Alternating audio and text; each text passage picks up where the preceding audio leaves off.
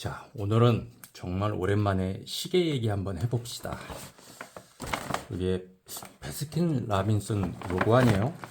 그런 거 같은데 맞네. 베스킨 라빈슨. 왜 베스킨 라빈스냐?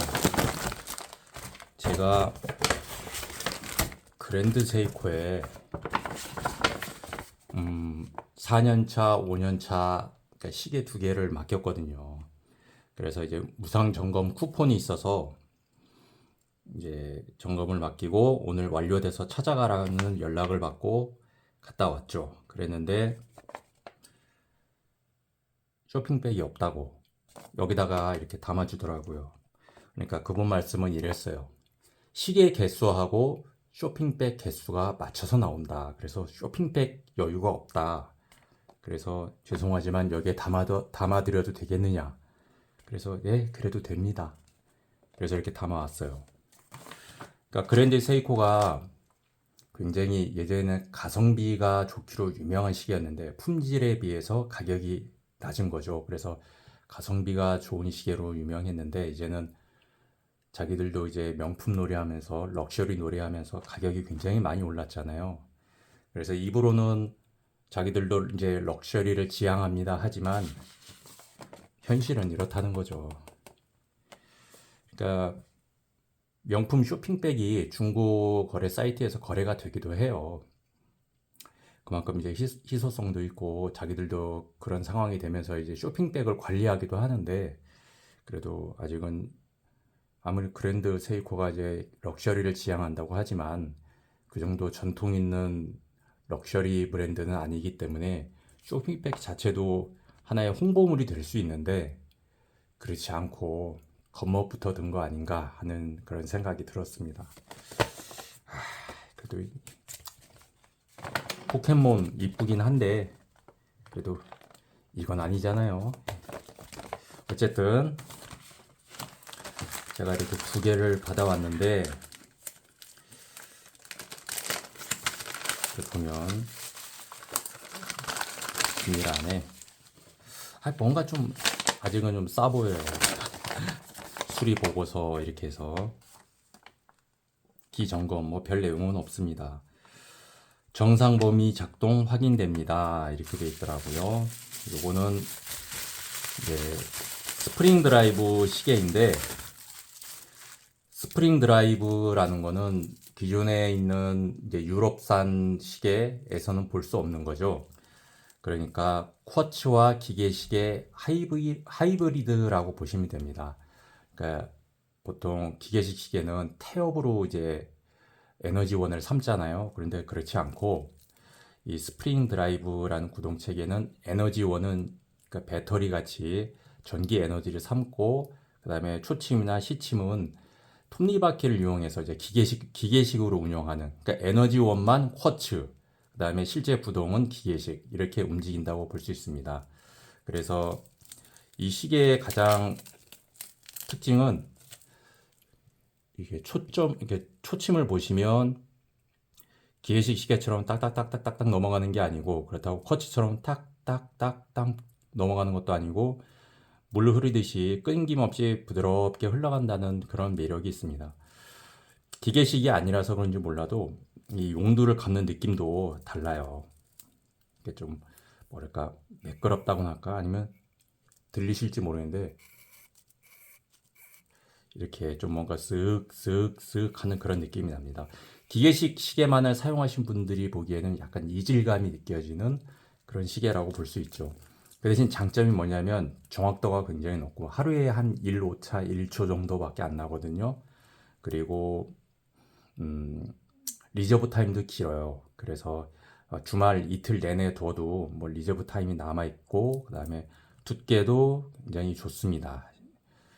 뭐라고 할까 두껍지 않고 보통 일반 어, 그랜드 세이코에서 보는 배불뚝이 그런 게 아니라 두께감도 굉장히 좋고 착용감이 좋아요. 그리고 잔고장도 별로 없고요. 왜냐하면 태엽이 없다 보니까 아무래도 충격에도 강하고 그 다음에 뭐라고 그럴까 좀 전자기에도 강하고 그런 장점이 있죠. 그래서 저는 만족하면서 쓰고 있습니다.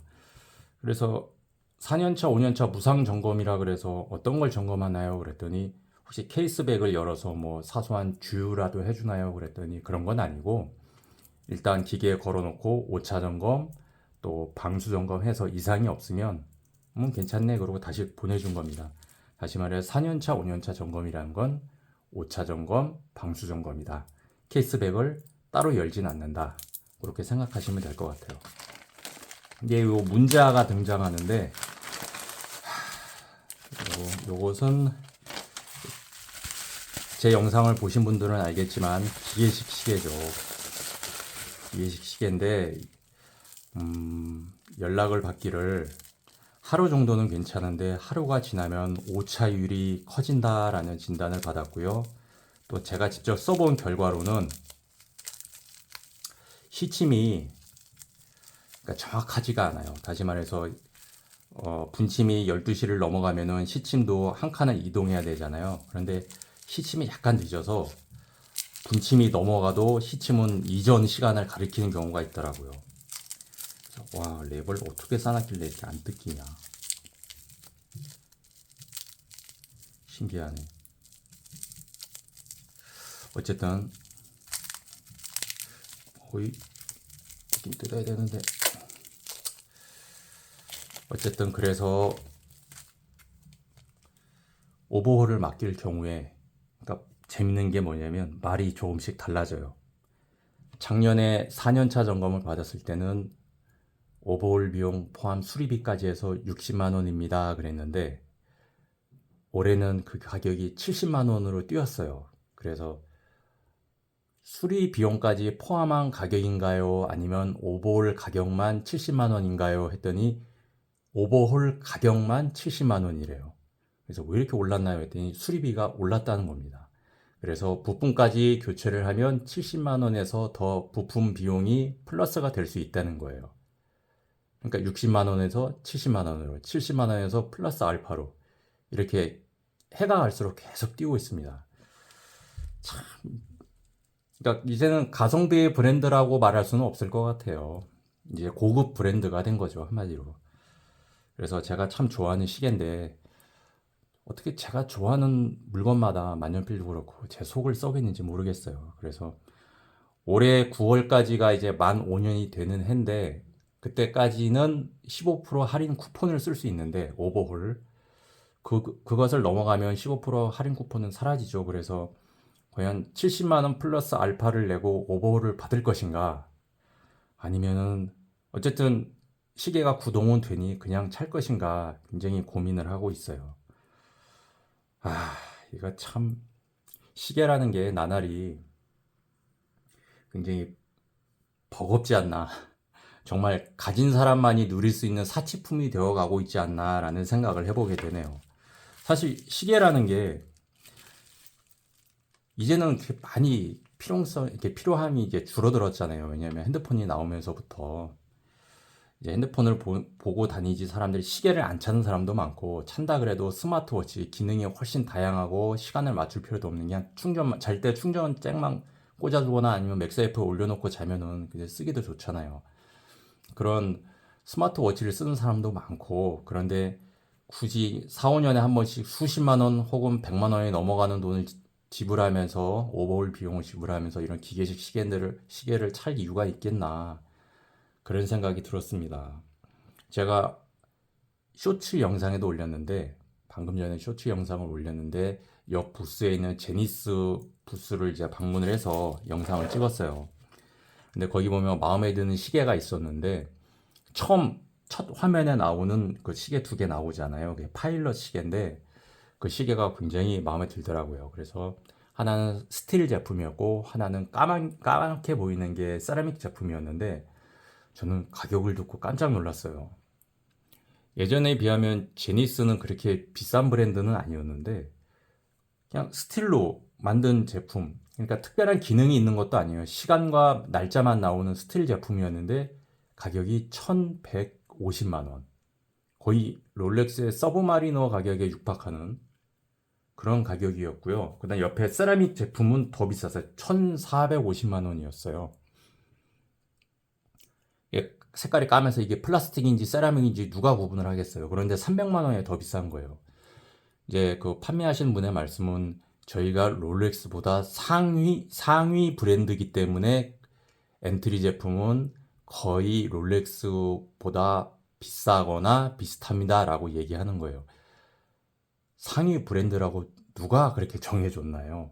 뭐 소위 이제 유튜브에서 말하는 시계 계급도 뭐 그런 데서 나오는 말 같은데, 아니 그게 시계 가격을 인상하는 어떤 변명이 될 수 있는지 참 의아하더라고요. 그분 말씀은 작년에 이미 세 차례 가격이 올랐고 올해도 6월에 가격 인상을 앞두고 있다라고 말씀을 하시더라고요. 그러니까 한 번 오를 때마다 5%에서 7%씩 오른대요. 그러면 작년에 세 차례 올랐고 이번에 네 차례 오르면 거의 40%가 오른다는 얘기잖아요. 똑같은 시계임에도 불구하고 아무 뭐 성능에 뭐 향상이 있다거나 그렇지도 않은데 40%가 오른 거예요. 이게 정상인가? 시계에 대한 수요는 점점 줄어드는데 점점 가격은 올라가는 이런 기현상을 어떻게 생각해야 되는가?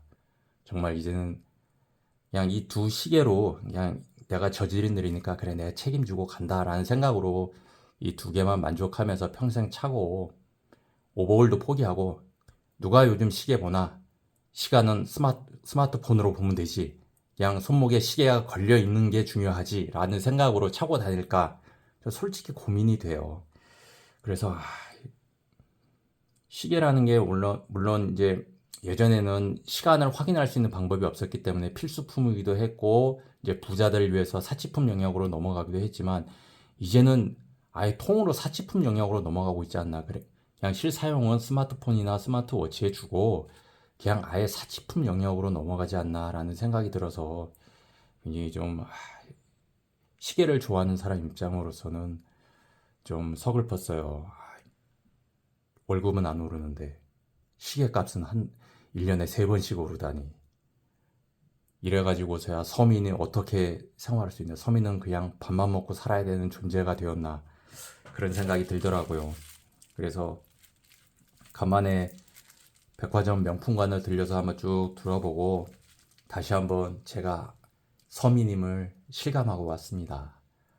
물가가 정말 무섭게 오르더라고요. 그 중에서도 이 사치품은 정말 무섭게 올라요. 그래도 사는 사람은 다 사, 뭐 이런 것 같아요.